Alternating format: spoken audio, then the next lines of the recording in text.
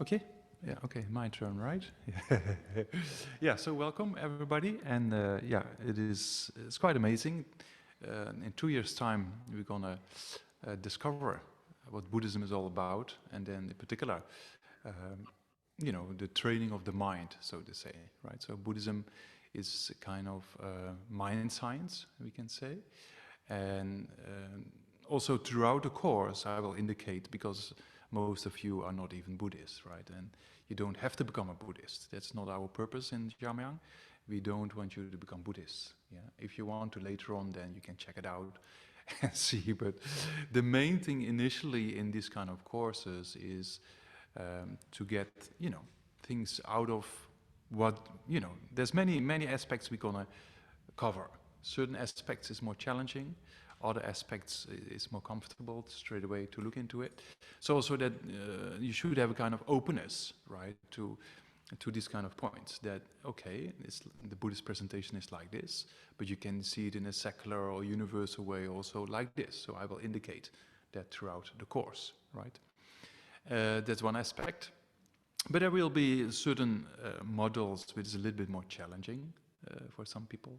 We're going to talk about reincarnation, for example, and those kind of things, right? So that is just up to the individual. You don't have to accept that straight away. It's just questioning it, right? So that's a very important aspect to have an open-minded kind of approach, and then you just take out what you think for you is beneficial, right? And then yeah, I think that's a very important aspect. As Zonens Dalai Lama often says, with Buddhism, we have kind of a threefold division. Yeah, so we have Buddhist mind science and its psychology, for example, right? So it talks about consciousness. That comes up quite a bit. What is consciousness? How it's been divided? What are the different types of consciousness and mental factors? So that's kind of a very scientific way of explaining consciousness. Yeah, so that can be studied and practiced without becoming a Buddhist, for example. You can get the benefits of using this kind of mind trainings, to transform destructive emotions into more constructive ones, right? So that's a kind of an important aspect of Buddhist mind science. Then another aspect is Buddhist philosophy, and that's Buddhism is very rich. Behind me, you see, you can't really see that well, but there's a few texts. I mean, a few hundred texts of the Buddhist teachings, and mainly about philosophy. So philosophy is, as you know, very strong in the Buddhist kind of tradition, and also that you can study as a kind of secular or universal aspect. So we have two secular or universal aspects: Buddhist mind science or psychology and Buddhist philosophy. And we see that also in Jamyang. We have started with a project called Science and Wisdom Live. So we engage in dialogues with scientists about these aspects, right? So it's a very interesting field of Buddhism. Then Buddhism also has a spiritual part. Yeah, so next to Buddhist mind science, philosophy, then there's also a spiritual part. Yeah, and that spiritual part we call the Lamrim, or the stages of the path to enlightenment. Yeah, so that the whole stages of the path to enlightenment, normally in the Buddhist context, takes quite long. Yeah, to change the mind is not easy, right? So also here you think 2 years, but 2 years is kind of peanuts compared to transforming your mind. Yeah, if I show you how to practice patience and get less angry, then don't think within a few months you're capable of completely eliminating anger, right? Yeah, so that is important to know. You have to have a long-term vision. So the spiritual part in Buddhism, that's actually summarized in these 2 years, right? Discovering Buddhism. Yeah, so there are secular and universal aspects, but also the whole spiritual part is there. So it's actually a complete presentation of the Buddhist doctrine. Yeah. So yeah, have openness to the whole thing. And another important thing is questioning. I'm very open to questions. That is, for me, a good way to see on which level you are and what do you can deal with and what you cannot deal with, or what is clear and unclear. So we open every time, open to questions. Yeah. So we decided to do it in a way that, because we have Spanish people with my Spanish friends with simultaneous translation. So with the questions, it's a bit complicated. So the way we're going to structure it is that for the English speaker audience, we just have we have 3 Thursdays initially the presentation of the material, right? So in those 3 Thursdays of the presentation of the material, there will be questions in the end. Yeah, so that's, I think if we keep that mainly for the English speaking audience, and then those in Spain, they can, through Kiko, they can forward their questions. And then Kiko can give it to Kamlo in the chat, right? Yeah. And then, especially because my Spanish friends, I cannot just leave them alone. So then we have 3, what I just said, we have 3 Thursdays, just presentation, the questions. And then we have the 4th Thursday, so we have 3 Thursdays explaining the material.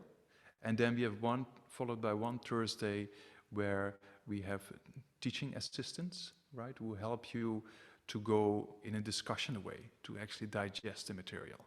Because it's very easy just to, to listen and, oh yeah, okay.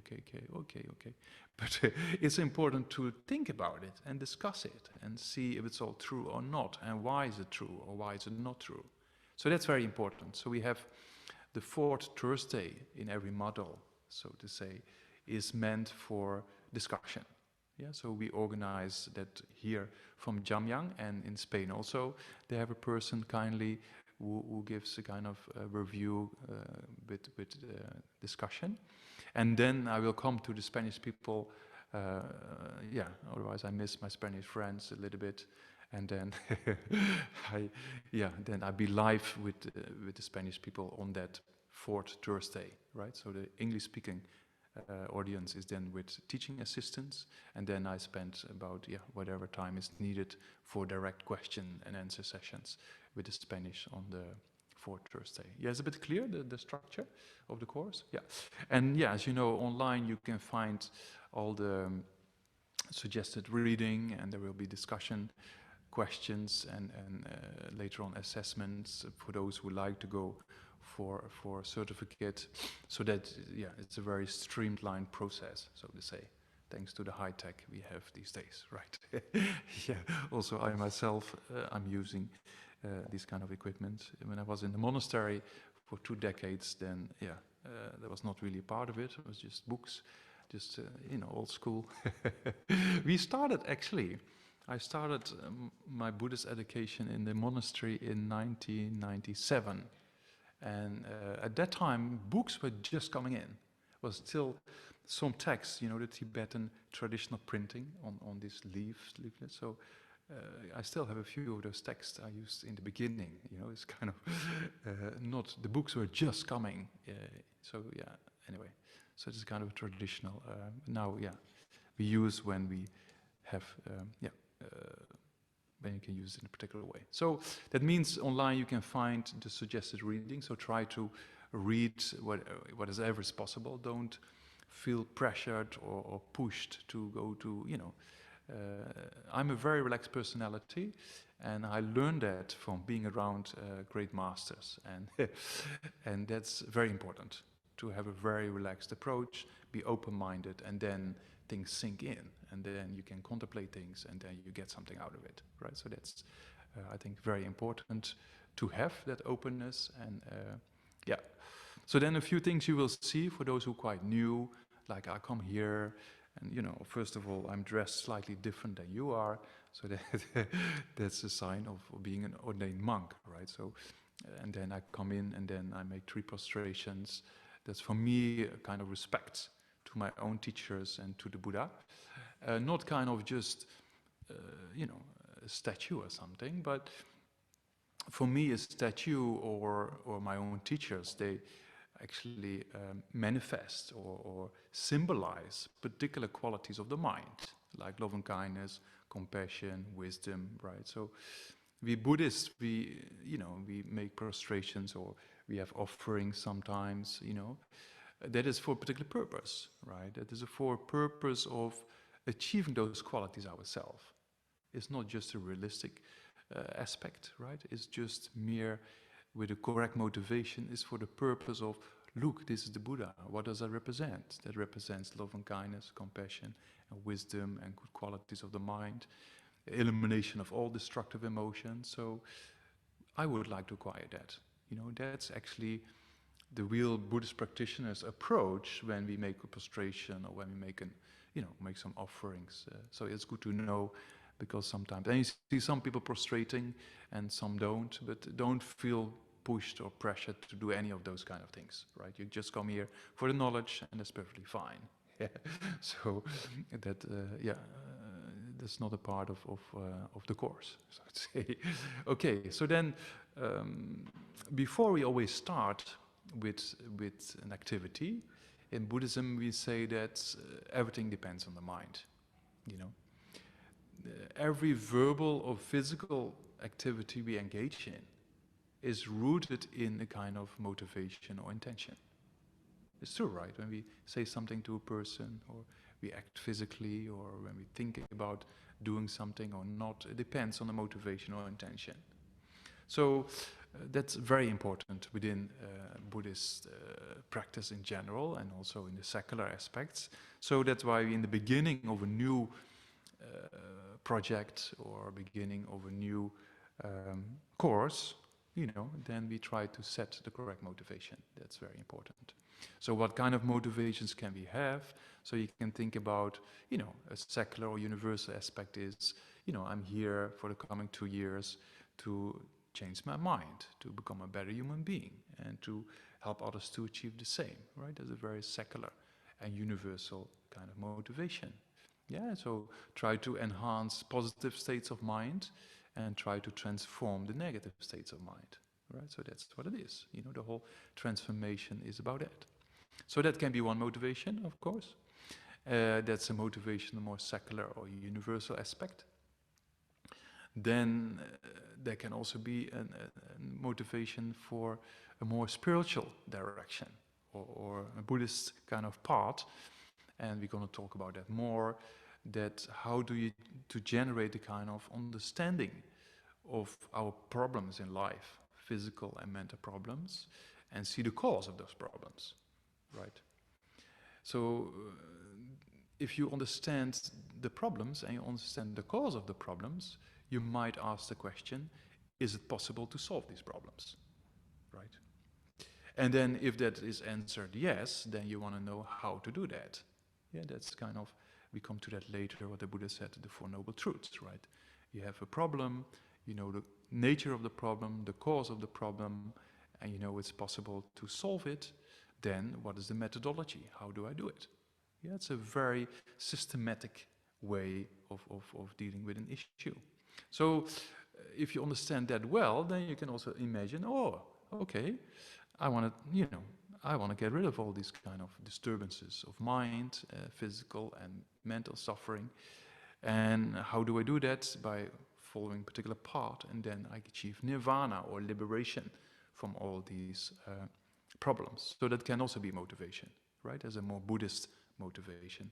The motivation that thinks, I want to get out of this cycle of birth, sickness, aging and death by the power of karma and afflictions, you know. So that can be a renunciation motivation, wish for liberation, right? Or another motivation you can have is, you know, thinking that you're just one and others are many. You know, that means that the wish we have for happiness and the wish of not wanting suffering is innate, is spontaneous, day and night, in our dreams, when we wake up. So it's very obvious, right, that as soon as we have a little bit suffering, think about a cold or fever or headache or sickness, as soon as it comes, the only thing that comes to mind, I want to get better, right? Is mostly we don't think, oh, great, another day sick.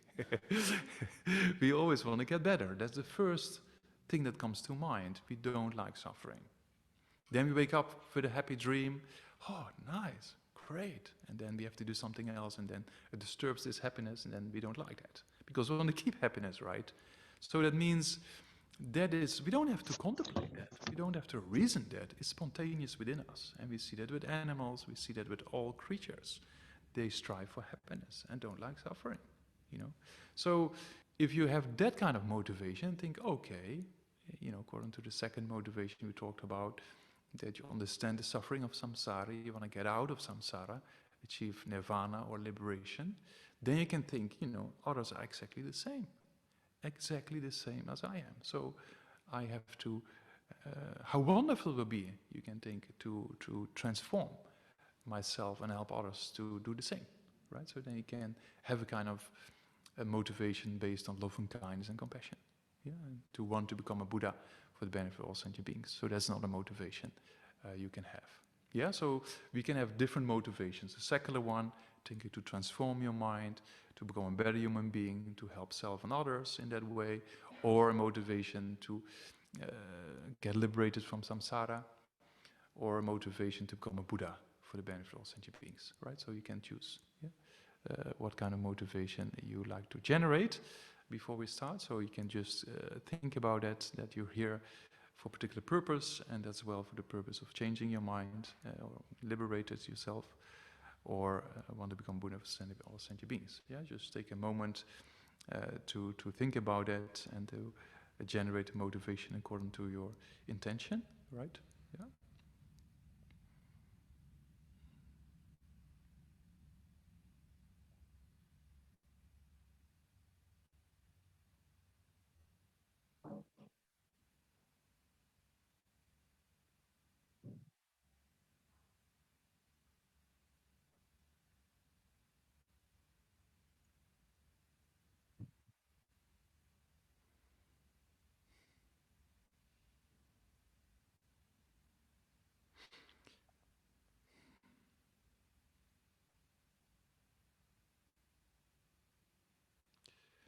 All right, so then before we then start, I thought maybe we do very brief prayers.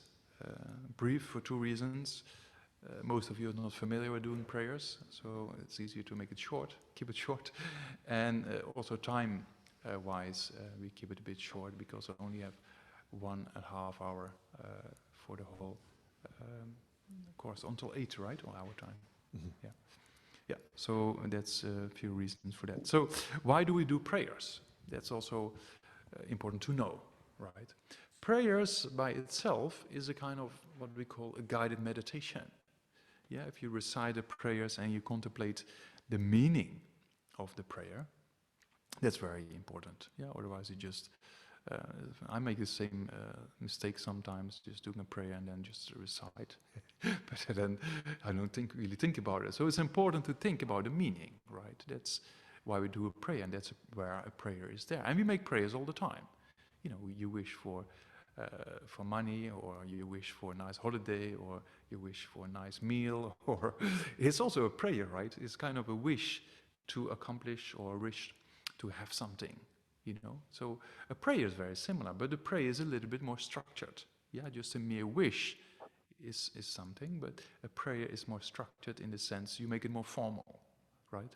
So you can think that, you know, you pray for, you know, to change your mind, or you pray for nirvana, or you pray to become a Buddha, right? So that's various ways we can have this intention. And the benefit of prayer is actually that, you know, you direct your mind and you build up an awareness in a particular way to transform yourself in a positive way. The power of prayer, when I was in the in the Sarah Monastic University, studying for 2 decades, not 2 years, but 2 decades, the traditional system is quite long, I tell you. It's compared to, I studied hydrology in the Netherlands, and yeah, that's mainly mathematics, statistics, right? And yeah, like you and me, you know, in the early days, you know, you try to have fun in life, right? so you try to engage in everything you think that is gonna help you so yeah, you do all kind of things like parties, and you know, I was also the same. You know, I was also very similar to. Yeah, I was really good. I was really into. I always share with many people. It's okay. But to these rave house parties in mainly in Rotterdam, all night long. So I took the train. We took the train in the evening with my friends, and then came back morning train 9 o'clock, and then breakfast with my parents, and then go to bed. Right? Yeah, that was the average weekend. Yeah. So, but yeah, it was not very constructive, so to say. It didn't bring more happiness. Right? It's just very temporary. You know, you see that with all forms of things yeah, external factors, right? Yeah, we know that, right? It's not that the more you smoke or the more things you take, it's not you become happier and happier and happier. Or the more parties you go to, you don't become happier and happier and happier, right? Or the more jobs you do. So there is something that brings happiness, which is maybe not to be found outside. Yeah, because happiness comes from the mind. So if you understand that aspect, you know, that actually happiness comes from the mind, then you have to train your mind. Yeah, for that purpose, we have a wish or a prayer that guides that training. Yeah, so that's why, yeah, prayers are very important. But then go back to the monastery where I spent. So then I left that behind. I did one research for the government, environmental research. And then I got a few good offers, but I said to the people, sorry, I go to India. So people thought I was crazy, of course, but I didn't say I'm gonna change my dress. I didn't say that. But so then I went to India, and then I stayed for more than 2 decades in a monastery in a very remote place in South India, close to Mysore, yeah, near Bangalore. So yeah, that's where I spent a lot of time. And then also when we do a lot of prayers, right? But at one point of time, I was just questioning, why does prayers actually work or not, right? That's a question you can have, yeah? And then I found a very interesting research with Christian nuns. And Christian nuns based in the US who did, so it was a very, yeah, kind of very well-designed research with control groups, and it's very interesting. And they were praying for mothers in South Korea, and they didn't know they were prayed for, and there was a control group. It was a very well-designed research, you know. And actually, what came out of that research is that the mothers there who were prayed for, they had less birth complications, statistically, which was very, very interesting to see. So there's a lot of more things we're going to talk about, mind and matter relationships.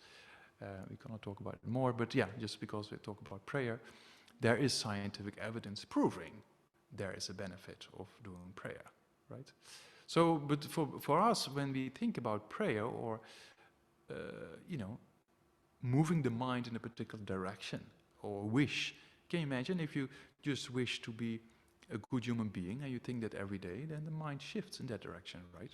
Yeah, so it's kind of an habituation pattern that is being generated, you know, a positive habituation pattern. Yeah, so that's kind of yeah, a little bit an idea of doing prayers, so to say.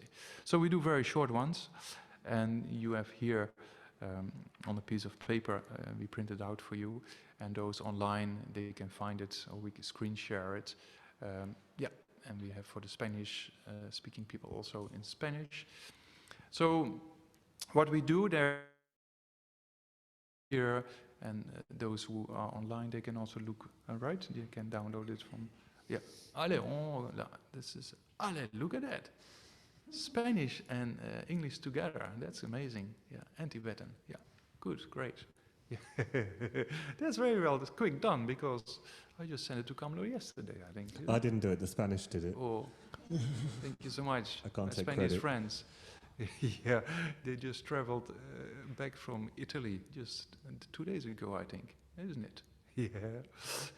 Yeah. Okay, thank you so much. Yeah. So then there's a praise to Shakyamuni Buddha, because we say discovering Buddhism. Yeah, I'm going to talk about a lot of secular aspects of Buddhism, as I see the benefits of that, and it might be of benefit for you as well. But also, I have a responsibility to have an authentic kind of explanation of Buddhism, right? So that's also responsibility. So that's why we do these things, to get an idea of what Buddhism all about and prayer. So that's a kind of, we have an homage to Shakyamuni Buddha because he started this spiritual path, and thanks to the Buddha, we here basically, right? So that's a kind of, and the Buddha has a lot of very, very interesting material to discuss, you know. So that's why we have to come and make a connection with the origin.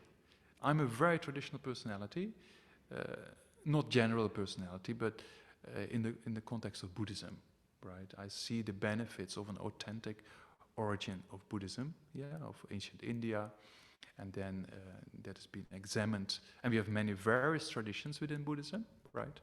So what we studied in the 2 decades in Tibetan language, right? So Buddhism, as you know, originated in India, right? And as well, Buddha achieved enlightenment in Bodh and those who are interested, and if you one day you early here in the Gompa, then you can see there's these 12 deeds of the Buddha.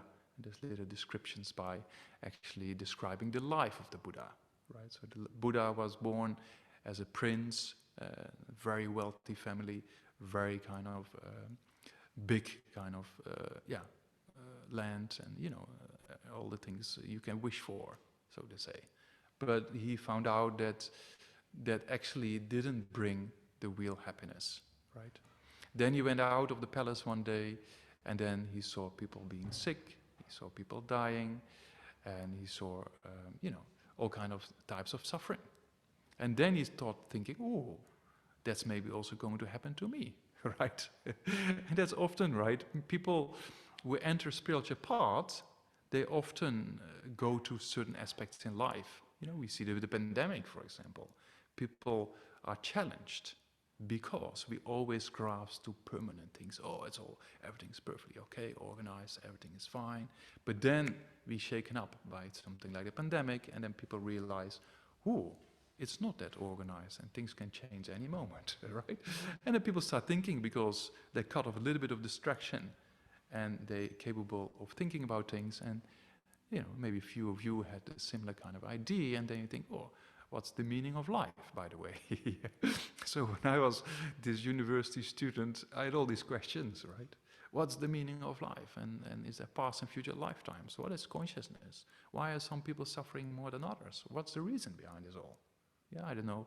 You might have similar questions, but otherwise these questions will come up, especially in the coming 2 years. Yeah, so that means that the Buddha had also those questions.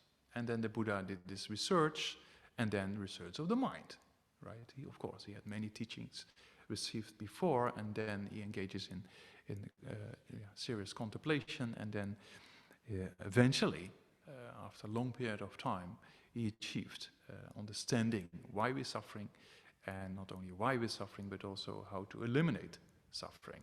Yeah, so then the Buddha said, I cannot give this insight to you, I cannot take away your suffering, or wash away your sins, so to say, but I can show you how to do it. Yeah, that's a very kind of interesting approach. So the Buddha gives us the information and the methodology. Yeah?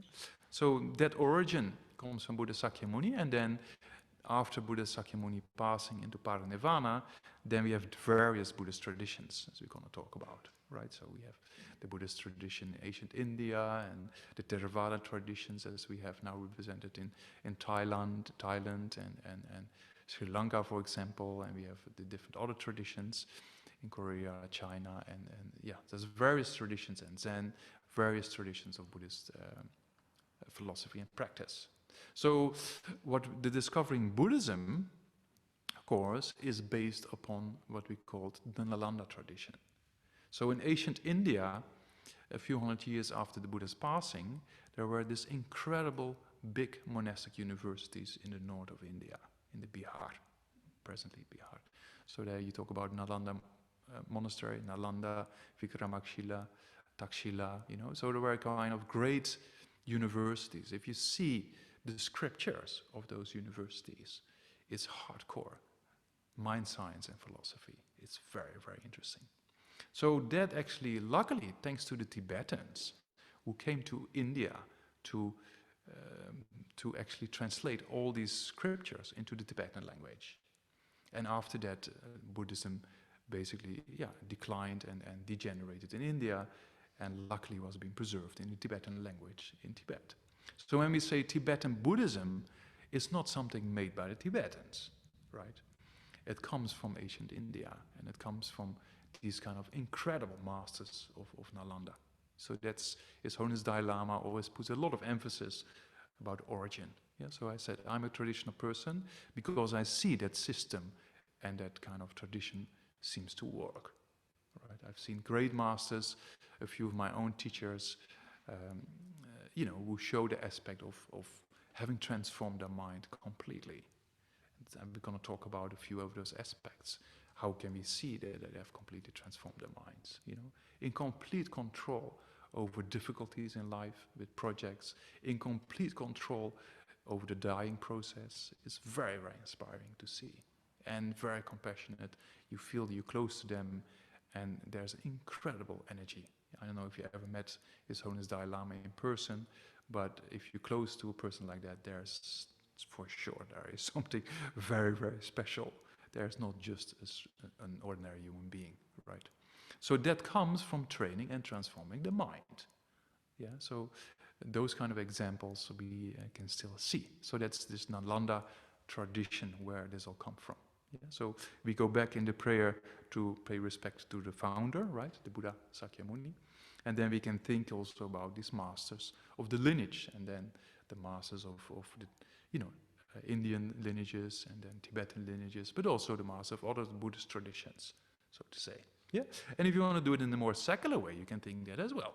There's all the other forms of religions, forms of faith that brings great benefit to society, and you can pray like that, right? So Buddhism is kind of what I said before, respects every form of other religion or faith. Why is that so? Because Buddhism is not the perfect kind of system for everybody, right? For some it's good, but for others maybe they benefit more from Christianity or Hinduism or any other form of faith or religion, right?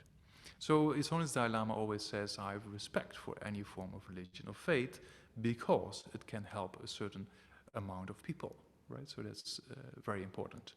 And that's also important among the Buddhist traditions to have that openness. Yeah, there's different traditions to be studied.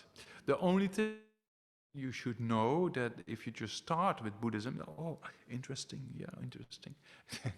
That's good, but it's good to initially study one tradition well and then study other traditions. Yeah, if you do a little bit here, a little bit there, then there's a possibility of getting confused. Why? Because we talk about similar things, but there are differences. Same with the different types of religions or form of faith. There are a lot of things common, right? Like compassion, love and kindness. But when you come into detailed aspects of the spiritual part of philosophy, there are differences. And that's why it's sometimes very interesting to engage in interfaith dialogues about these aspects of life, right? So yeah, so that's also important. So if you finish one program, like for example DB, right, then the benefit of doing one program is quite yeah. It's not a sales talk, right? It's not that I'm here selling you this course, but it's just what I've experienced myself. Well, I'm just quite new in this role. I just came 3 years ago, so I consider myself still as a new person in the West. But it's true. If I've seen people do a little bit here, oh, 1 weekend this, 1 weekend that, this, that, and they come to me sometimes for questions, and I can see there's confusion. People don't have clarity. So to get clarity, it's important to do one thing well, right? For example, this course, you do well. And then after that, you engage in studying the other traditions. Then you can relate everything back and there's no contradiction. Yeah, so education is very, very essential. Most problems in society, especially among different forms of faith or religion, is based on ignorance, based on not knowing others' form of religion or faith, right? So that's and that's everywhere in society. A lot of things, if we the unknown is kind of, for some people freak out for that. And yeah, it's kind of, same with relationship problems, right? Or in the office, whatsoever. Sometimes you think, oh, this person said this to me because of this, because of that, you know? So, but we don't know what that person is thinking unless you have clairvoyance, right? So we just have to react based on what we see and hear. And sometimes we're completely wrong. Yeah, so that is very important. Education and understanding of each other is very, very essential. Yeah, so that's a few things to know. Okay, so then we have the praise to the Buddha. And then there's a verse where you see praise to the perfection of wisdom. There's a sutra. There's a bit longer, actually. But just summarize. There's one verse summarized, and that's what we use. So that's one of the most important teachings of the Buddha. There's a mantra there, as you can see, Tayata, on Gata Gata Paragata Parasamgata Bodhisoha. And that mantra basically, the whole BP, or not BP, the whole BP also, but the whole DB is in that mantra. So the whole spiritual part is actually condensed in that mantra, so that's why it's nice to recite it. And then there's where you see refuge and bodhicitta. So that is a mind generation of want to become a Buddha for the benefit of all sentient beings, right? So if you don't want to become a Buddha, that's fine. You're not here, you don't want the pressure, so you can recite that verse or you cannot recite that verse. And then if you recite it, then you can think in according to your motivation, right? You're going to change your mind, or you're going to, strive for nirvana, or you strive for enlightenment. Yeah, is that a bit clear? Those three prayers, we do them in the beginning, so then you know a little bit why we do that. Yeah. So then we can recite together. I think if we recite it just in English, and then the Spanish people, Kiko, will do in Spanish, right? Yeah. Okay. Thank you, Kiko. Yeah. Great. To the founder, the endowed transcendent destroyer, the one gone beyond, the foe destroyer, the completely perfected, fully awakened being, perfect in knowledge and in good conduct, Sagata, knower of the world, supreme guide of human beings to be tamed, teacher of gods and human beings, to you, the completely and fully awakened one, the endowed transcendent destroyer, the glorious conqueror, the subduer from the Shakya clan, I prostrate, make offerings, and go for refuge. To the founder, the endowed transcendent destroyer, the one gone beyond, the foe destroyer, the completely perfected, fully awakened being, perfect in knowledge and in good conduct, Sagata, knower of the world, supreme guide of human beings to be tamed, teacher of gods and human beings, to you, the completely and fully awakened one, the endowed transcendent destroyer, the glorious conqueror, the subduer from the Shakya clan, I prostrate, make offerings, and go for refuge.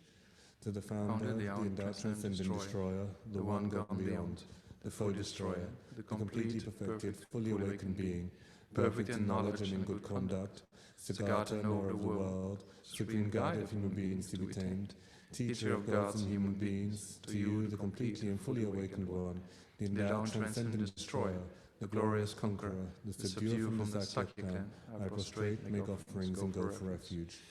The indescribable, inconceivable, and inexpressible perfection of wisdom, unproduced, unceasing, the nature of space, object of the uniquely knowing transcendental wisdom, to the mother of the victorious one of the three times I prostrate. Tayata Om Gata Gata Paragata Parasamgata Bodhisoha. Tayata Om Gata Gata Paragata Parasamgata Bodhisoha. Tayata Gata Gata Paragata Parasamgata Bodhisoha. Sangye Chedan Soni Sonam Lai Janjo Bado Dani Gyazuji Dagi Jinso Gibe Sonam Yi Dola Penje Sangye Do Basho Sangye Chedan Soni Sonam Lai Janjo Bado Dani Gyazuji Dagi Jinso Gibe Sonam Dola Penje Sangye Do Basho Sangye Chedan Sonam Lai Janjo Bado Dani Gyazuji Dagi Jinso Gibe Sonam Dola Penje Sangye Do Basho Kangi Duzen Nizabeta Watanje Pamachi Tamachi Tunsaba Gotam de la Chatse Long. Yeah, so that's maybe to start also a bit about the origin of the Buddha. One of the great masters of India, of ancient India, called Arya Nagarjuna. Yeah, he's a great philosopher, so to say. Even we have these science dialogues here, and Carlo Rovelli, who is kind of a very well respected scientist in the field of quantum gravity and quantum mechanics, and yeah, he was very impressed actually with Nagarjuna's philosophy, and we also had a dialogue about it, and it's very interesting that 2000 years ago, Arya Nagarjuna talks about the same things as we have modern findings in quantum mechanics. It's very interesting. The view of interdependence and nothing exists from its own side. And so when I was talking with Carlo Rovelli, he said, I can completely agree with the different levels of dependent origination as we describe in this philosophy of Arya Nagarjuna. So it's very interesting. So then Arya Nagarjuna made a praise to the Buddha, and he said, you moved out of compassion. You eliminate wrong views. You're teacher of the sublime Dharma. To Gautam Buddha, I pay homage. So there, Arya Nagarjuna says to the Buddha, who's moved out of compassion, so the Buddha didn't make a distinction between friends, enemies, or strangers. Why? Because we all want happiness and don't want suffering, as we just discussed, right? So the Buddha was also only teaching for, out of compassion, to help others. And then the second line is you who eliminate wrong views. It's not that the Buddha said, you right and I'm wrong. No, you wrong and I'm right. Or you wrong and you right. It's not like that. A view within our continuity of consciousness. We have correct, as we just talked about, we have correct understandings of things and we have misunderstandings of things. And the misunderstandings of things lead to problems, right? As we just talked about that in relationships or in the office or wherever, when you misunderstand the situation, you think you're right, but maybe you're wrong. Yeah, and because you think you're right, while you may be wrong, then it can cause a problem. Yeah, so that kind of misunderstanding and all our destructive emotions, so to say, are incorrect forms of consciousness. Yeah, for example, anger. A mind of anger overestimates the faults and doesn't like to think about the qualities. For example, you're angry at a person. Yeah, then what happens, you think this person is bad because this person says this to me, and the person does that.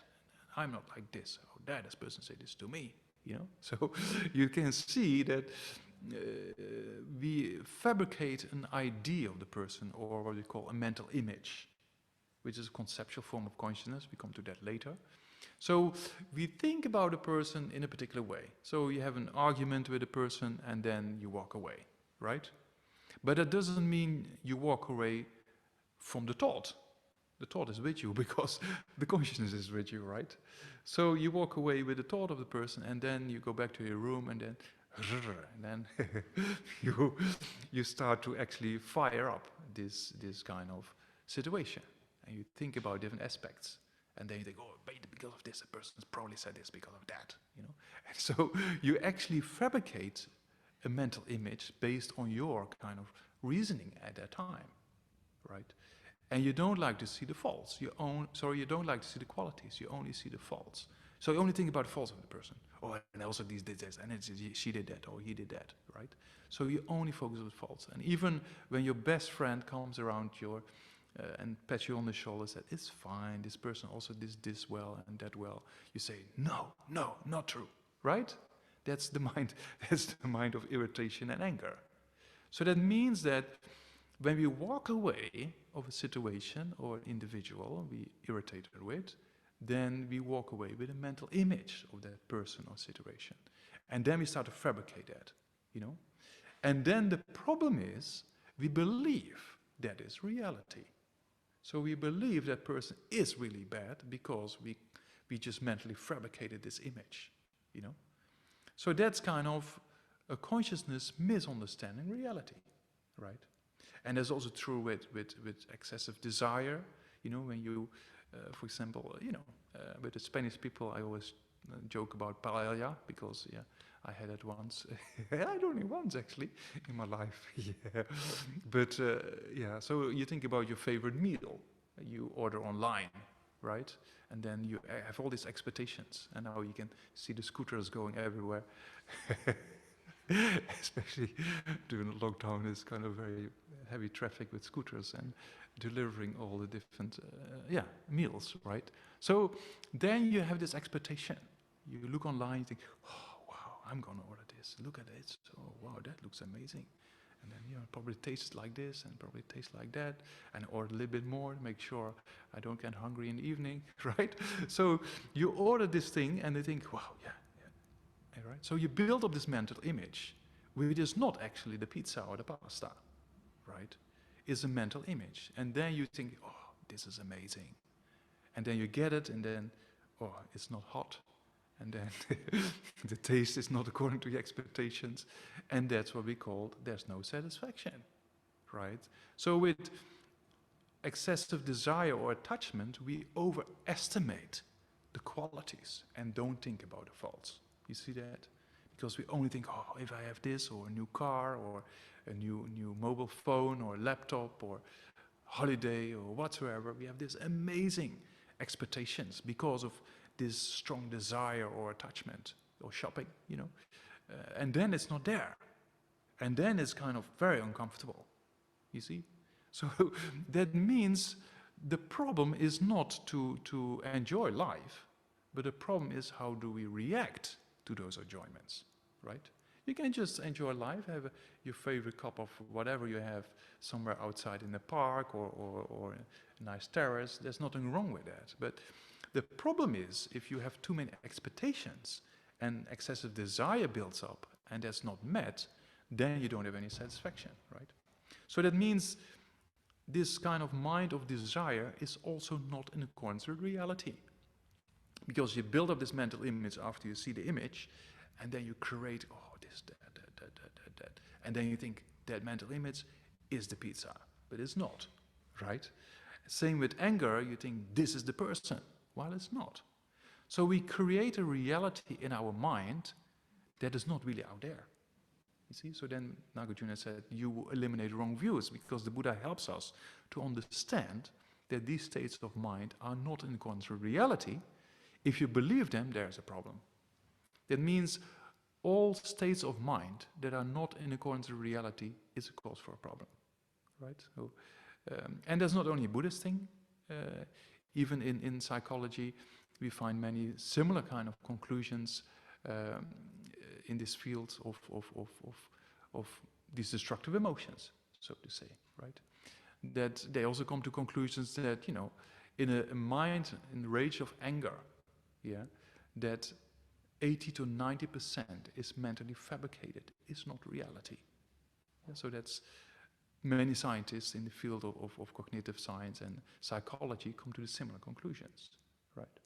So that means that actually are misunderstandings of reality, you know, that, and then we believe that's reality, and then there is no satisfaction. And that's not only us who realize that, you know, we have, I think, UK, U2 was UK band or not? American? Huh? Rolling Stones. Ah, the Rolling Stones was American. Oh. Really? The Rolling Stones, UK, sorry. Yeah.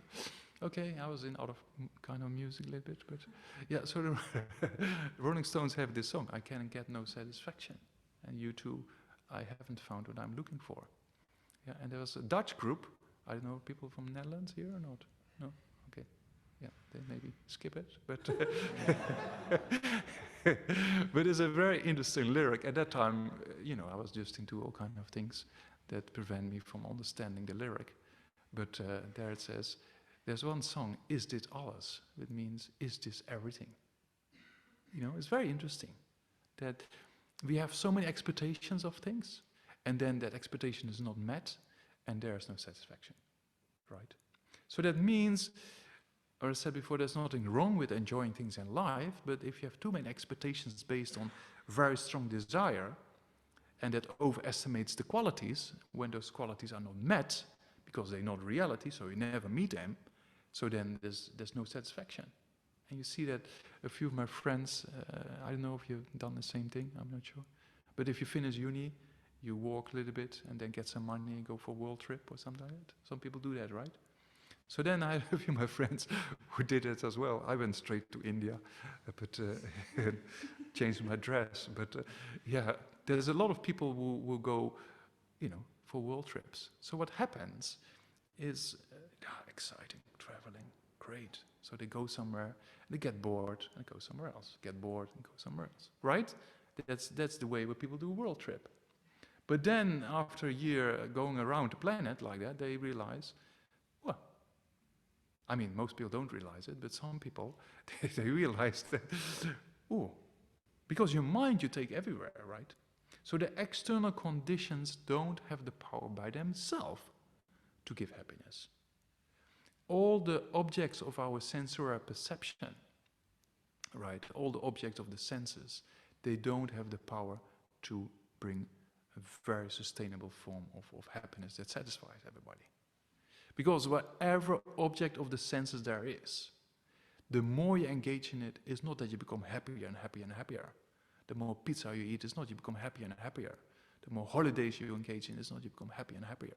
Or the more you drive a car, or music, also same thing, right? You listen to one song and then, oh yeah, let's listen to this song. Oh, let's listen to this song. Or let's listen to this song. Or on internet, or I don't know, people still watching TV these days or not? Yeah, so you have, they call zapping, in the early days. Zapping, is it? Oh no. You zap the channels? No? Yeah? Yeah, zapping, yeah. So you say, oh, and then you want the next one, oh, you want the next one. And then it's evening, and you switch over TV, and you're tired, right? That's what happens, right? So there's no satisfaction. We have expectations, but it's not met. You see that? So that means that happiness is not to be found outside. So the Buddha came to the conclusion, happiness comes from the mind. Yeah? So that's the first thing we have to talk about within discovering Buddhism. There's kind of, basically 14 models, to be covered in these 2 years. So the first model talks about mind and its potential, as we're going to talk about today and next week and the week after, and then we have a review of that, right? Or a discussion of that. So we're going to talk about it. What is mind? What is consciousness in a Buddhist perspective? And how can I use that consciousness to develop? Because what we just talked about, sensory perception doesn't bring a sustainable form of happiness, right? You can use, if you have otherwise the wealthiest person should be the happiest person, but actually it's not the case. Sometimes people who are less wealthy actually are happier. I met some very interesting persons living in the mountains in very, very simple huts. Once I was in, just recently, just before the lockdown happened, also very interesting. The lockdown went very quick, right? I was in eastern Nepal. I was in a place called Maratika. It's a kind of pilgrimage place. I was in retreat for a few weeks, and I met this 82-year-old man in a very, very simple hut. He was kind of what we call kind of a yogi living there. He was in the early days taking care of the monastery. Anyway, it was related. So we went there because we were on pilgrimage, and there's a cave, a very inspiring cave, and from Guru Pema Sambhava, one of the masters of Nyingma tradition. Anyway, so I went to his room, and we talked about a few things. He spoke Tibetan, so a bit broken Tibetan. So we discussed, and was invited to his room, and I was like, this is very simple. So he didn't have much, and just a little bit rice and dal, just in old containers, and then he had this piece of cloth, and he cleaned the cup. I thought, okay, Oma Hum, there's kind of a way we bless, because the cloth was not that clean, but I thought, okay, it's fine. And he just had a few cups, so he made some tea, and so simple, but you could see the brightness in his eyes, and he was so content in life. It's very easy, very interesting to see that. That means that. And I met also very wealthy people, especially when I was in India. Very wealthy people because one of my friends, he was in business, and we met a few wealthy people. And then you could see there is slightly problems are there. There's a lot of serious issues going on, you know. So that means that, well, by itself doesn't produce happiness, right? The happiness comes from within. So that means Buddhism, we talk about the mind and its potential. That's the first model. Yeah. And then how do we train the mind? How do we meditate? Yeah, meditation is not something magical or something like that. Meditation is just sitting down and reflecting upon things, right? So to transform the mind. We're going to talk about the next model, and then we go over the spiritual part. Yeah, so the Buddhist spiritual part, and then we talk about death and impermanence and suffering. Yeah, so some people think, oh, that's Buddhist. They always talk about death and impermanence and suffering. They must be so unhappy. But actually, if you understand reality, then you actually are happier, because death is gonna come, right? That's you learn soon how to play with that, because we Buddhists, we play with that quite a bit. It's a part of life. So why should you fear that? Even Carlo Rovelli, a physicist, yeah, in quantum mechanics, he says, fear for death is a fault in evolution. Why should you fear something that is a reality? It's very interesting. Anyway, we're going to talk about that. Yeah, so I'm going to chill you out about those more heavier subjects here, and then we're going to go over the whole spiritual part to enlightenment. Yeah, that's a little bit about the models. So yeah, today and the coming, I just have to look at the bullet points, what I have to cover in the coming few evenings. So that means we have to talk about what is consciousness, what is this mind and its potential. Yeah. So the mind or consciousness is actually synonymous, right? Mind and consciousness. That in Buddhist context is not physical, right? The physical brain is not consciousness. In neuroscience, we say consciousness is a property of the brain, right? But that in Buddhism we don't talk about it. There's a correlation between the physical brain and consciousness. Yeah, and that's, it seems like if you look at scientific findings, especially in the field of obsessive compulsive disorder, there's some very interesting research been done by a person called Jeffrey Schwartz. And Jeffrey Schwartz comes to the conclusion that there's probably two-way traffic between consciousness and a physical brain. That means that a person with an untrained mind with having obsessive compulsive disorder, the person is forced to do something. So there's a brain activity, release of certain neurotransmitters that makes you to think, I have to do this. Yeah, we just talked in the beginning the importance of motivation and intention. Yeah, so before we act, there's always a thought, there's always an intention, sometimes very short, but it's also present. So it looks like in this research that an untrained mind, just the person does exactly what the brains tell the person to do, right? And that's a problem. That can be a problem. So then Jeffrey Schwartz helps these people to think about things, right? To use different forms of mental factors. We go over that later, and these mind trainings we go over later. That actually transforms the mind. Yeah, so meaning transform your brain, or change your mind, change your brain. So then he saw that people with particular mental training could actually transform. As we know, the brain, neuroplasticity, we know about that phenomenon for the last decade, that the brain is changeable. In the early days, we thought after adulthood, the brain is fixed, but that doesn't seem to be the case, right? So then we saw that in this research, you can see there's probably two-way traffic. So there's first consciousness and then brain activity, and there are aspects that's first brain activity and then consciousness. So what we say in neuroscience, that consciousness is a property of the brain, or consciousness is caused by the brain, is, according to the Buddhist interpretation, doesn't seem to be the case. Yeah, so there's a lot of discussion going on, even in the fields of cognitive science and neuroscience, and people opening up a little bit, luckily. David Chalmers, for example, gives very interesting kind of talks, and when he gives talks, sometimes, Daniel Dennett is present, who is kind of a materialistic-based neuroscientist, philosopher. And then David Shams came to the conclusion that maybe we have to see that consciousness is maybe something else than just a brain. Maybe we should examine consciousness as a particular entity, like we have space, time, right? So it's a very interesting statement. It's challenging, but a very interesting statement.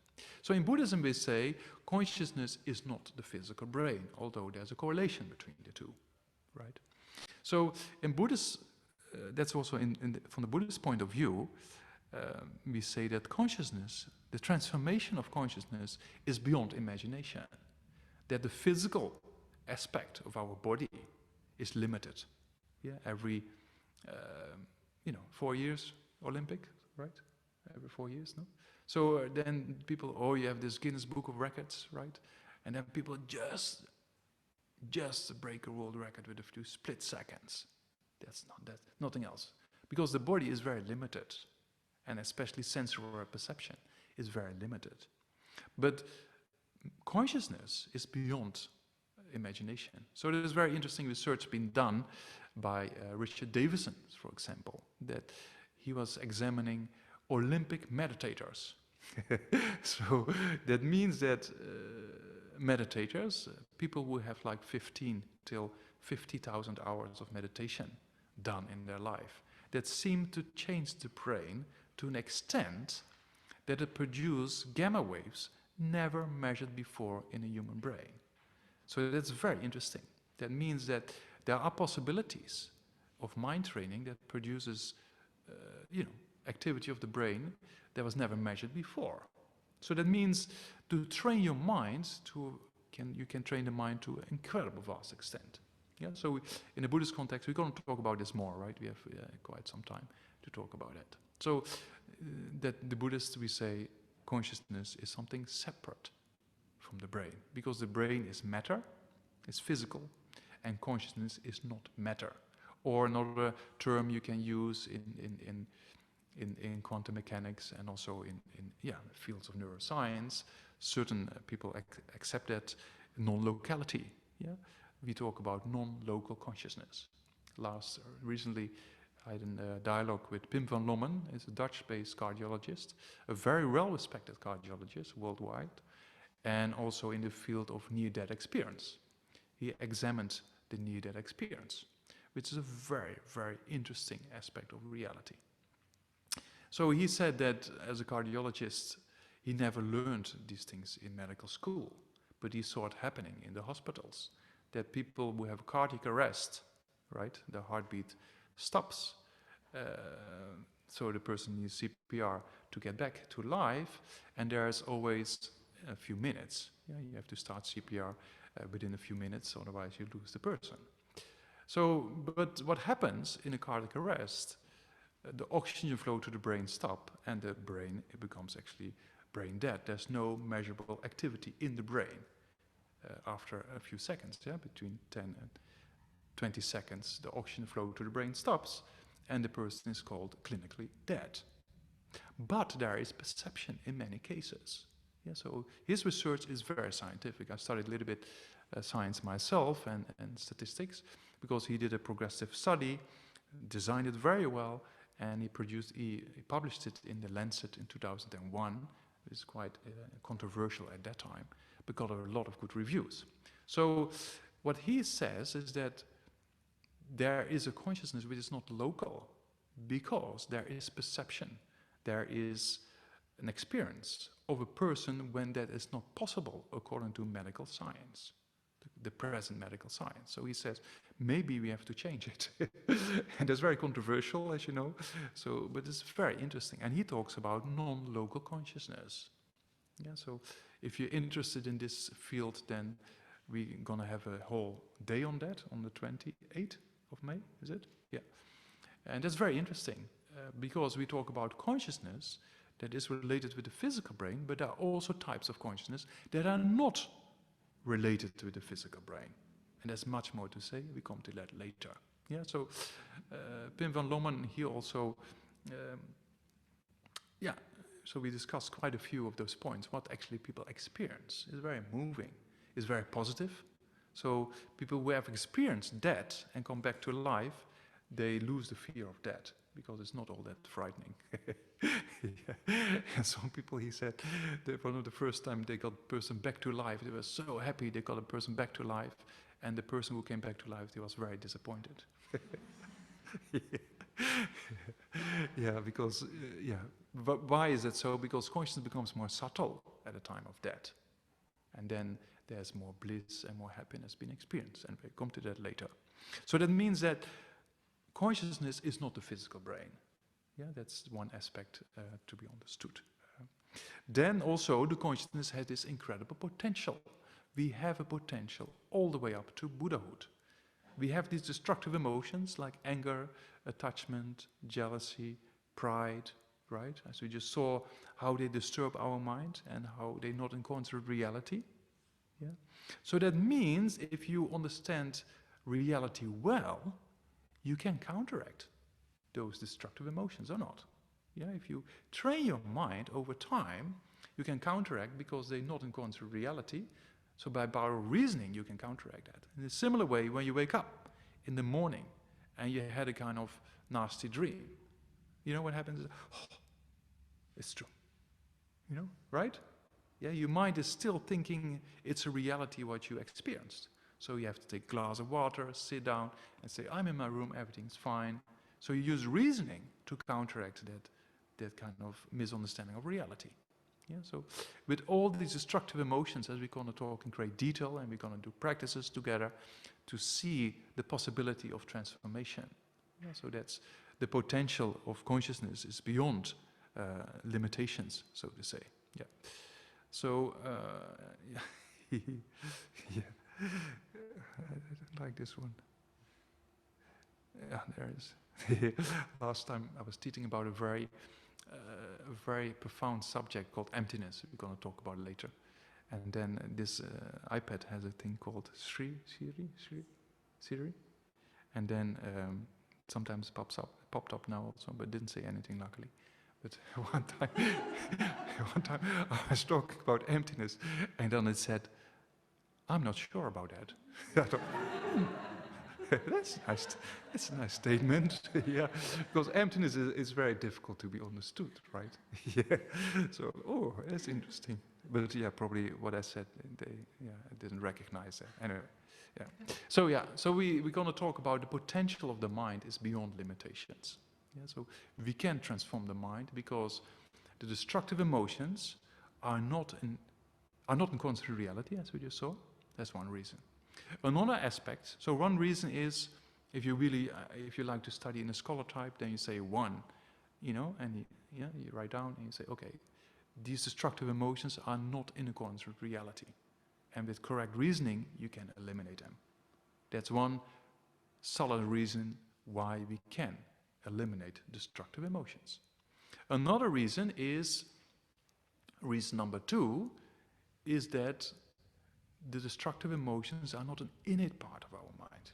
They're like the clouds, like the overcast we have in London quite often, compared to sunny Spain. My friends in Spain, I always think about the sun when I think about friends in Spain. Yeah.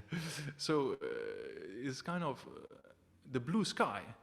Yeah, actually, I sent a photograph to my friend in Spain, one of my friends in Spain, and then we went for a walk last weekend, with blue sky and green grass, and then I sent, and then she said, "Oh, blue sky, green grass in London." I said, "Yes." But yeah, so that means that the overcast or the clouds are just temporarily obscuring the blue sky. They're not a part of the blue sky itself, right? Yeah, so in a similar way, deep down below in our mind, there's a consciousness which is blissful, a consciousness that is kind of clear and knowing. Yeah, so that's the definition of consciousness, is clear and knowing. There's a clarity there. Yeah, so consciousness, as I said before, is not physical, it's not matter. Yeah, so consciousness, what is then the definition of consciousness? We say clear and knowing. It means clarity means we can experience things, or things can appear to our consciousness. And that's why we say there's a clarity aspect. Yeah. There's also a knowing aspect, because consciousness has the capacity to understand and know things. Yeah, so that's how we define consciousness, as clear and knowing. And we come to in great detail later talks about what actually does it mean and how is consciousness subdivided. Yeah, so, but consciousness is a clear and knowing, so it has this clarity aspect. And there's different levels of coarser forms of consciousness and more subtler forms of consciousness, right? So the most subtle form of consciousness is this clarity, you know, like the blue sky, you know, that is not disturbed by the clouds. Yeah, the clouds are just temporarily obscuring it. So the destructive emotions we have, they're just temporarily obscuring the innate aspect of our mind. You see that? So that means that there's number two, why we can eliminate destructive emotions, because they're not an innate part of the mind. They're not an innate part of the blue sky, so to say. Yeah, so that's reason number two.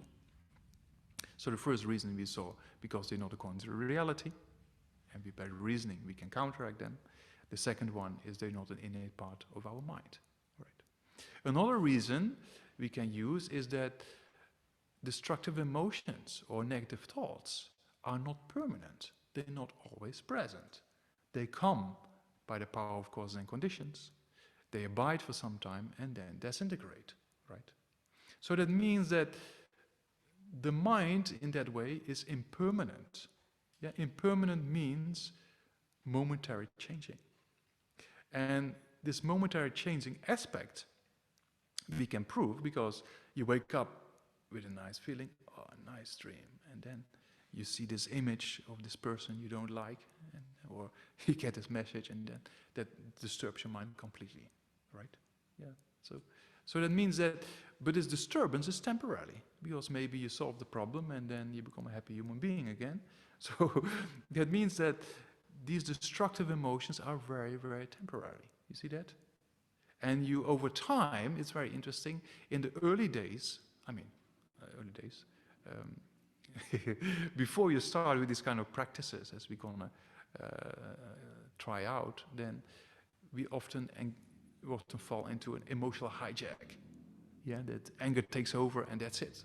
For hours you're disturbed. Right? So you can prevent these emotional hijacks, as we're going to talk about. Yeah. So that means that these kind of negative states of mind, they're present at a particular time, triggered by causes and effect. You see that? So that means that destructive emotions or negative thoughts, they not in accordance with reality, and that's why we can eliminate them by reasoning. They're not an innate part of the mind, so that's why they can be separated. And they are momentary, meaning they depend on causes and conditions, and if we play with the causes and conditions, we can transform the whole process. Yeah, does it make sense why these destructive emotions like anger, desires we talked about, and also things like jealousy, pride, they're just temporarily there. It's not in a part of the mind, because I hope you're not angry at the moment, right? So that means that at the moment anger is not present. Maybe some people get irritated, and then just look at the irritation and learn from that. See if that's a constructive mind or not. Yeah. So then you see that it's temporary, and with some reasoning, as we're going to discuss later on, it's possible to transform that whole process. Yeah, it's a bit clear.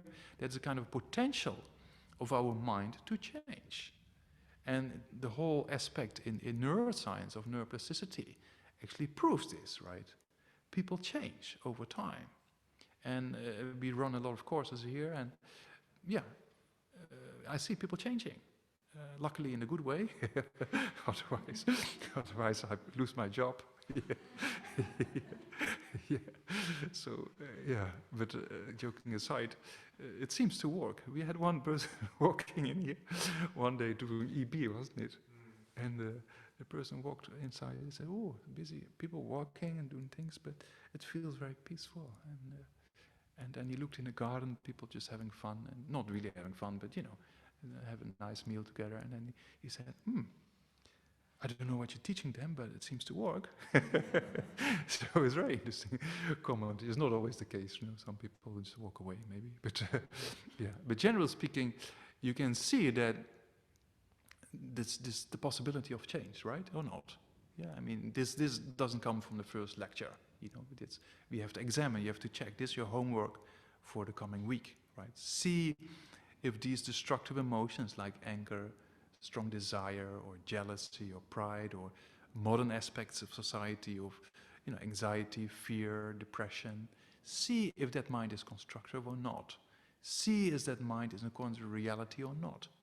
All the worries we have all the time, we worry so much, and only maybe 1 or 2% is maybe possible. Yeah. So that means that those states of mind are not in accordance with reality, and they temporarily, and they're not always present. So see if it's really possible to change the mind or not based on this logical reasonings, right? So that is your self-research for the coming week. Yeah, I have to give you some homework, otherwise I'm just here blah, blah, blah, and then you listen and then you go, right? So it's important to, yeah. So maybe we leave it for today, and then open for questions, if there's any questions here or online. And then Kiko, for the Spanish people, then, just keep track of the questions, and then I come to you personally on the fourth Thursday, right? So then, yeah. Then I have this nicer live engaging with my Spanish friends. Okay? Yeah. Okay, so if there are any questions, we'll take questions from the Gompa first for the English speakers, and then we'll go to the Zoomers. Are there any questions here in the room? The Zoomers.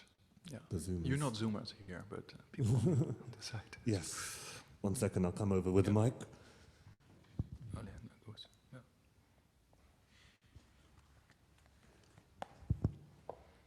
Hi. Hi. So my question is, when do you become a Buddhist? Do you just decide that you're one? Yeah. I almost thought you were asking when you become Buddha. I was once in the train, and then people look at me and say, "Oh, you're a Buddha?" I said, "Not yet."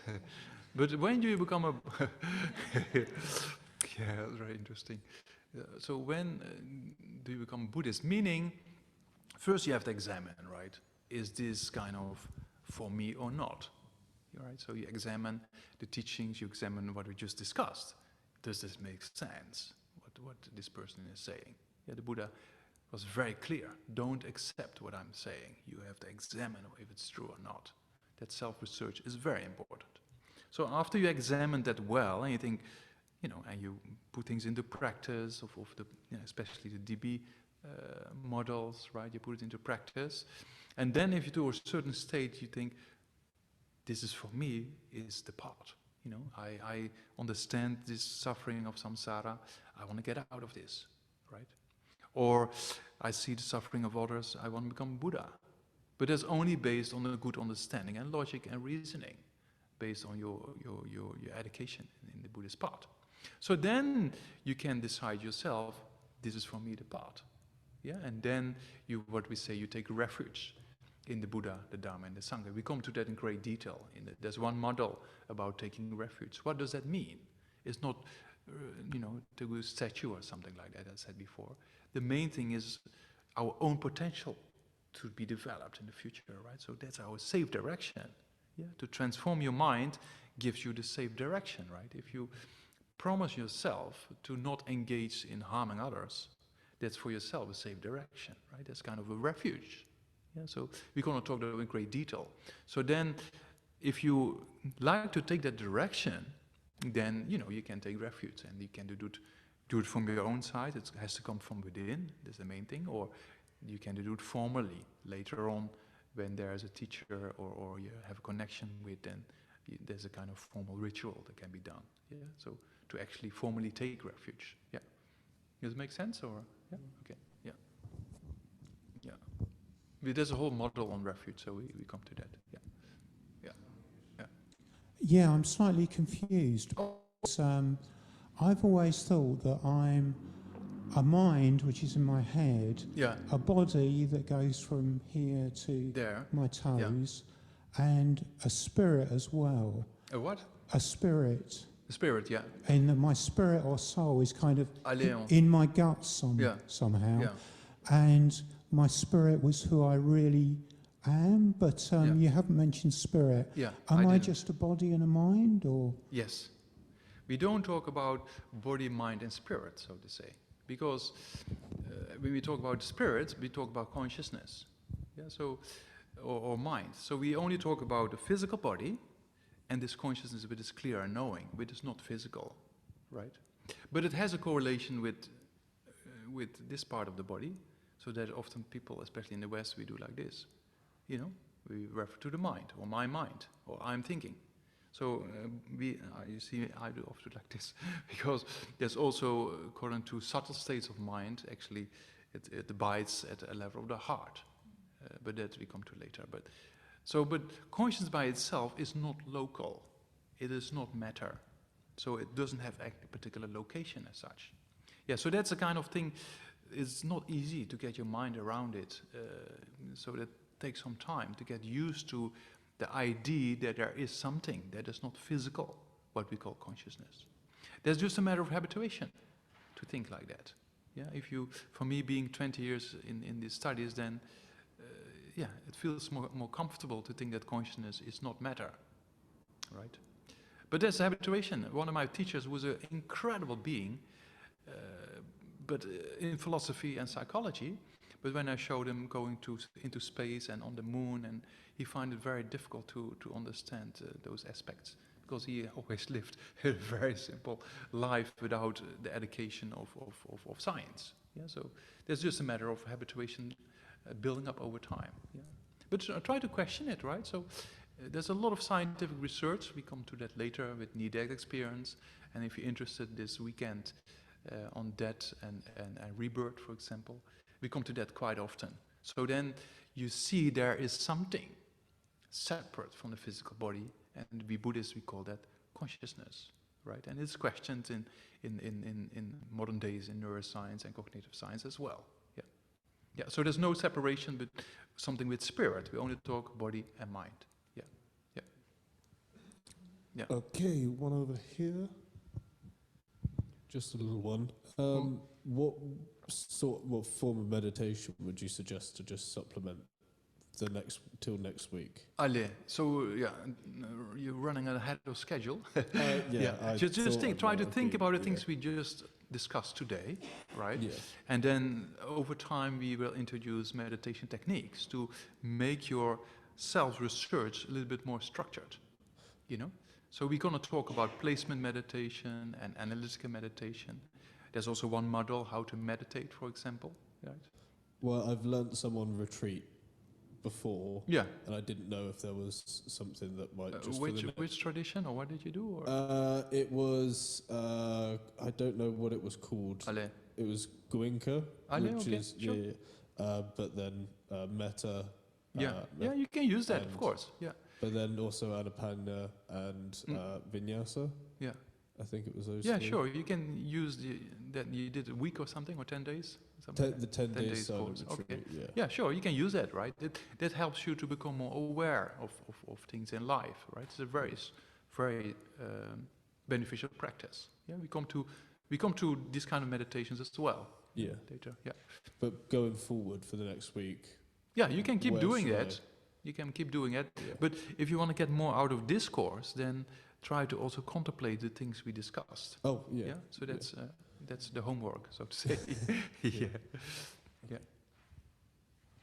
Oh, yeah. I didn't know there's many questions already. Good. I like questions. Yeah. Good.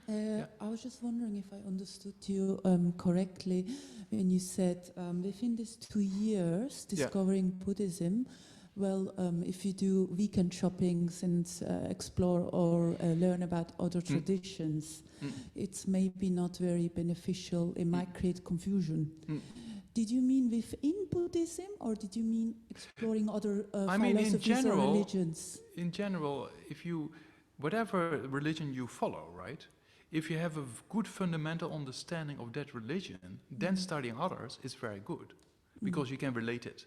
But if you are very well educated in one religion, and you study another, and you study another, or in Buddhism or different religion, it can create confusions, because, oh, maybe it's like that, or maybe it's like that, you know what I mean? Okay. So if you get a good fundamental education in one form of faith, or religion, or one Buddhist tradition and then study others, then it enhances your understanding, right? Yeah. Thank you. Anybody else? Yeah. Yes. Oh, over Ganga here. has to do a run. Okay, over there, and then I'll come to you over there. Oh, somebody else has a question on the door. Thank you, Geshe. My question is, in the Prasangika school, I hope I said that right. Yeah, correct. Yeah, I give they you talk already, what's your about, name? I put a mark. They talk about nothing existing on its own side. Yeah. So everything is dependent on something else. Yeah. So if you get to subtler levels of mind, if the mind doesn't depend on the brain and the body for it to exist anymore, what does it depend on then if nothing can exist from its own side? Yeah, so that means that consciousness itself, right, is momentarily changing, right? So that means that consciousness also depends on objects, because with objects we have perception or experience or feeling, right? So that process of the continuity of consciousness depends on, and even the past, present and future depend upon each other, right? So this continuity stream of consciousness, there's a very many ways there is dependence. There's dependence on past, present and future. There's dependence of experiencing itself or experiencing an object, right? So there's a constant flux of going and going, and perception, right? And feeling and experience. So that means there's a constant dependence with consciousness, with its objects, with its experiences. That means that because of that, consciousness cannot exist from its own side. Because if consciousness exists from its own side, then there's no possibility of this experience, because it cannot interact with an object, right? But yeah, we come to this one topic. We're gonna dive into that. Yeah. Don't otherwise, we straight away go into emptiness. Then it's maybe it's maybe a bit much. Yeah, don't worry, just hang in there, okay? Yeah. You're also EB, right? So then we come to that. Yeah. As a quick question. Yeah. When you talk about consciousness and the potential, are you referring that like also to bodhicitta? Is that what is bodhicitta? Yeah, we come more to potential next week, but bodhicitta is a kind of a motivation, right? Bodhicitta is a mind that wants to become a Buddha to liberate sentient beings, you know? So we also have a potential to develop that mind. We have a potential to develop compassion, love and kindness, wisdom, bodhicitta, right? That's also potential we have to develop, you know? And even animals have that, right? If you study, there's very interesting studies being done that even animals have an innate form of compassion. Even with, I saw one very interesting, it was actually a video of a lion who actually were taking away the hyenas, you call them? Hyenas, who actually were attacking a deer. And then he because his stomach was full, so he was just chasing away the hyenas, and then the deer came up to him and did like this. It's very interesting. So, and there's many types of actually more structured scientific research being done with monkeys, etc., etc. So everybody has this potential of goodness, right? And that potential is there. That's one aspect. Another aspect is we can develop it. Yeah. So the same with bodhicitta, and the same with all constructive forms of consciousness. We have a potential, but if we don't develop it, then it just remains a potential. That's it. So we have to use it and develop it. Yeah, we come to that, bodhicitta. Yeah. Any more in the room? Yeah. Yes. Hello. So with thinking about eliminating destructive emotions, I feel like over the next week I'll also probably think about the contrast, like the positive emotions. Yeah. So I hope I'm not getting ahead of things, but is the goal essentially to come to a place with neutrality for observing both of them, like both the positive and the negative ones? Like come to a place of neutrality? Because I feel we like I come look at to them actually a differently. place of a state of transformation. That means that destructive emotion, you don't suppress them, but you transform them. To be neutral comes, right? There's an aspect of not being involved with emotions. So after time, you can learn yourself when anger comes up and say, oh, look, there's anger, rather than being involved with anger. Yeah, so then you have this aspect of you know, a neutral aspect of being the observer rather than being involved. Yeah, so those aspects will come up. And there's techniques to do that, so we come to that, yeah. Yeah, don't worry, we cannot do everything in 1.5 hours, right? Yeah. But I meant more with like the positive ones, are we supposed to have that kind of same, I guess, detachment to them, ideally? I mean, the positive ones we have to develop. That means the negative ones we counteract with reasoning.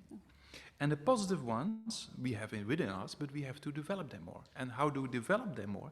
By understanding their benefits and using reasoning to do that. Anyway, yeah, Thank you. time, one step at a time, okay? Yeah, we're going to talk about it quite a bit, yeah.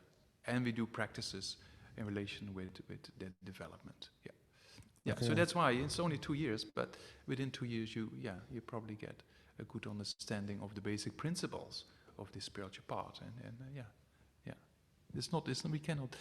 we cannot squeeze everything in 1 weekend or a few days, and then you get everything, and then you go home and you're Buddha or something like that. That doesn't work, unfortunately. To change the mind takes time, right? Yeah. Yeah. If I tell you, okay, now you know about anger, and now you know it's destructive. Okay, don't get angry anymore, right? It's not going to work like that, right? So it takes time. So to understand it takes time. To transform the mind takes time. Yeah. So we have to think about years. Yeah. Okay, thank you. I think that's it for the room. Is there anybody online that has a question? I saw a few hands, but Alejandro. Alejandro has... Alejandro sounds like a Spanish name. Yeah. He's our friend from Valencia. Go ahead. Yeah, Thank you, Gisela, for the back in teachings. Spain. Back in Spain, in Valencia. Yeah. My question is... Yes. My question is about the third aspect of that idea of the mind going beyond the limits of the consciousness, having no limits. And you point out that the destructive emotions are, by its nature, are transitory, are momentary changing. And my question is about the nature of the mind is clear and knowing, and is the clear aspect of the mind also temporary, is changing? Yes. In the sense that there is clarity and there is no clarity in that sense. In that sense, no. Okay. So there's a nature like water. Water is momentary changing, right? When you have a river that flows, it's momentary changing, but it remains the water, isn't it? So the mind is very similar. The clarity of the mind doesn't become non-clarity, but it's just a stream of consciousness of this clarity, which changes because of time passes. But actually the nature of clarity itself remains the same. Same as the water molecules in the river, H2O, it changes because it flows, but it remains H2O, right? It remains water. Yeah. Thank you. Yeah. So that's something to be understood. It often comes up, right? That things are impermanent, meaning momentary changing. That doesn't imply it becomes something different.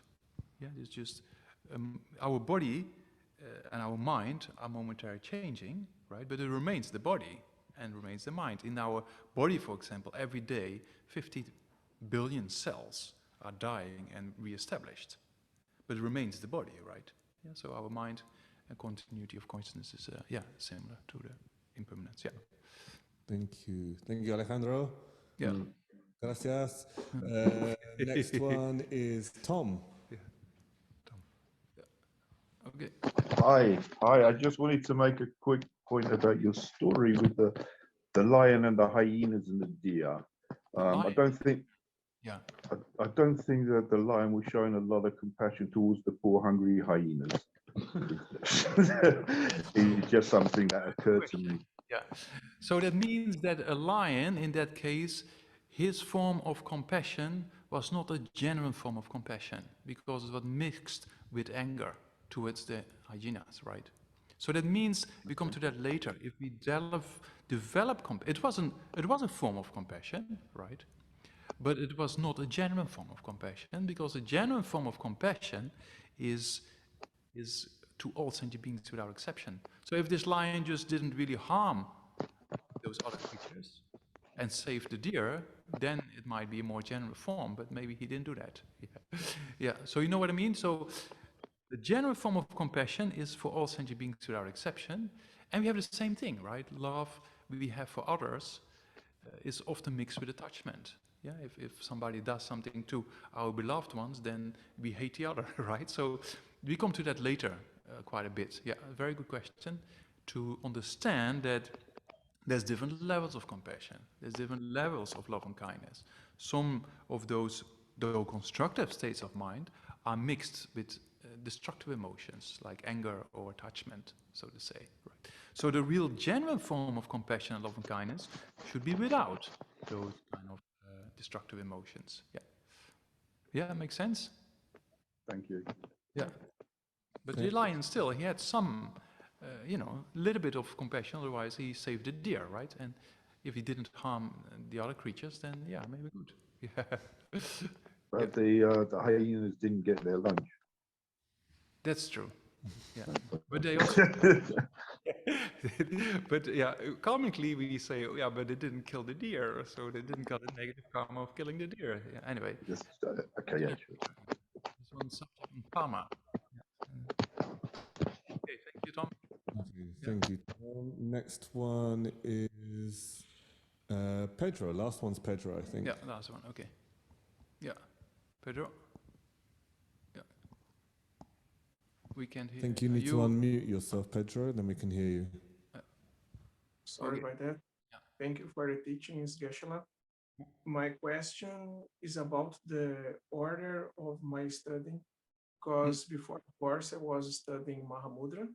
Okay.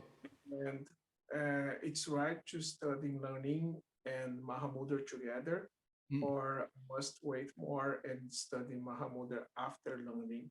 Yeah, mostly you study Mahamudra after Lamrim, because Mahamudra is up here and Lamrim is here. If you don't have this, then this is not very stable, you see. So the Lamrim gives you the motivation for Mahamudra, gives you the understanding for Mahamudra, right? So the Lamrim is the basis, so to say. So that definitely you have to invest in that aspect to make Mahamudra really what Mahamudra is all about. Yeah. So yeah, just hang in there for 2 years or so, and then we talk again. Yeah, is that okay? Yeah. Okay. Thank you. Yeah. Okay, I think that's it. Yes, okay. Yeah. Sorry, that's a little bit of my habits. I don't know if it's a bad habit, but I always go over time. Yeah, yeah. So I have to apologize for that. Yeah, but Spanish people is easy because yeah, I know this kind of they're quite like that. Like in India, we do like this, you know. So, but in the West, you're okay, right? But yeah, 5-10 minutes or 15. Yeah. Yeah. Okay. So then, what we normally do, we have a good motivation. Then we talk about things, or we meditate, or we analyze things, and then we dedicate. So dedication is also kind of a prayer that directs our positive things we've done, because it's quite amazing. You come here instead of, I don't know what kind of football, or there's maybe something on TV or something else, or a movie or something, but you decide, oh, let's do something with the mind. This is, very fortunate, It's much more productive than doing all the other things that most people engage in their free evening. So yeah, it's very good. So try to direct that in a particular way to progress. So we do 3 prayers there, or maybe we do only the last 2, keep it simple, the 2 bodhicittas and emptiness. So I think that now you try to make a prayer that what we have discussed today, you try to put into practice, and you try to become a better human being and help others to achieve the same. Yeah. So try to think, and those who know how to dedicate with bodhicitta, and emptiness, they can do that as well. So recite the last 2 prayers. Yeah.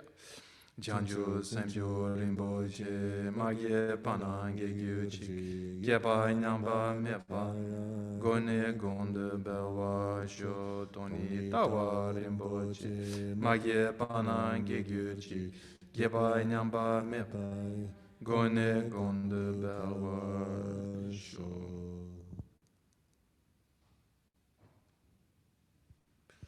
Okay, thank you so much, everybody online, everybody here. It's so nice to see faces again. Then early days watching on the screen. So yeah, thank you very much, and hope to see you next week. And then we always say, as Buddhists, please don't die.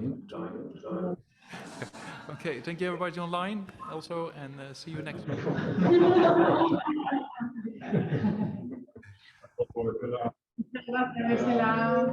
Thank you.